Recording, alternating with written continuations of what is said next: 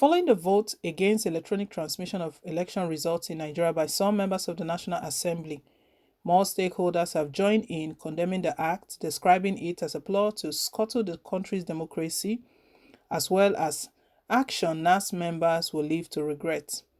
Recall that members of the Senate and Federal House of Representatives, especially those of the majority All Progressive Congress APC last week, voted against electronic transmission of elections in the forthcoming general election in 2023, citing lack of network coverage in some parts of the country.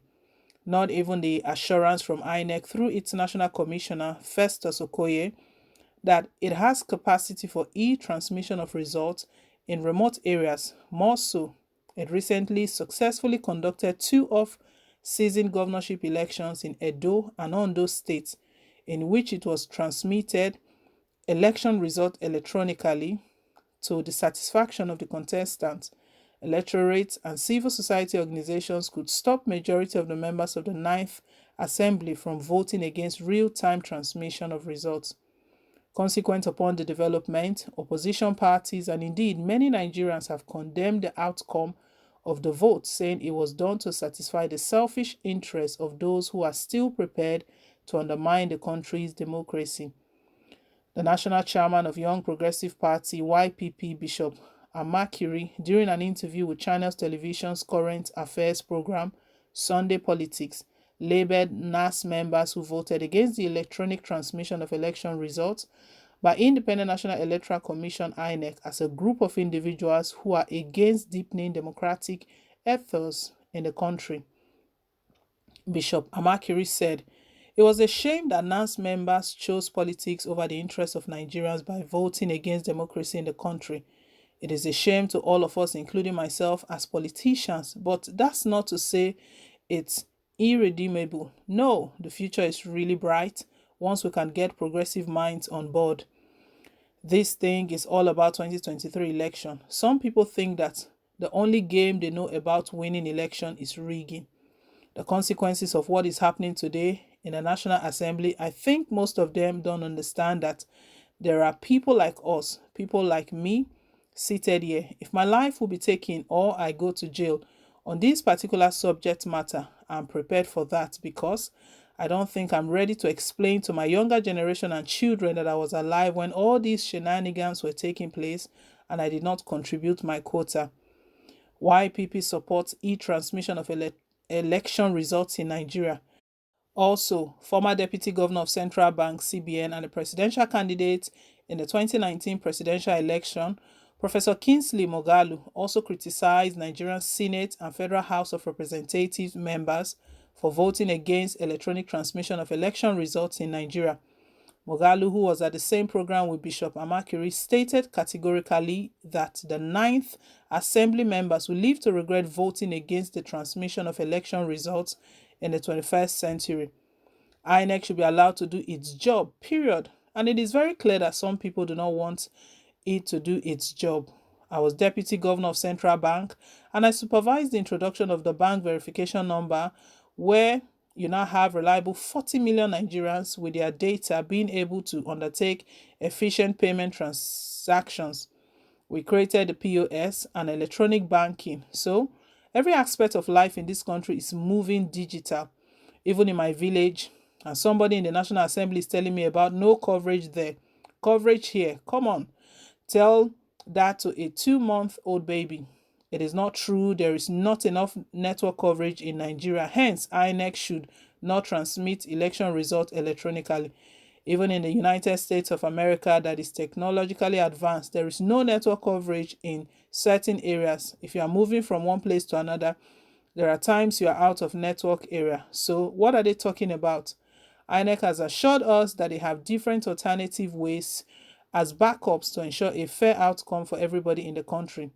That assurance for the body that the country has given the mandate to see to that our election is credible should be enough. Nigerians are upset about this, and I think we have not seen the end of this story. The problem is Nigeria, by this decision of the National Assembly, is clear that what we have as democracy is government by politicians for politicians of politicians. They want this to be selections, not elections. And some people clearly want to continue to come back to power through rigging elections. It's such a shame. This they will live in a family. Go and mark it down that this decision that the NASA has taken, the consequences of it will reverberate far into the future, and they will find out when it's too late that they shot themselves in the foot. Mogalo declared earlier in a statement published by Daily Post that electronic transmission of election results is a popular demand by Nigerians who are keen to see significant improvement in the country's electoral process and outcomes.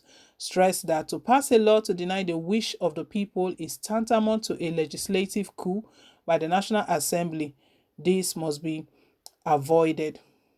On what the Senate passed, he said, there is a massive contradiction because INEC is a body established by the Constitution and is given its power and functions by the Constitution.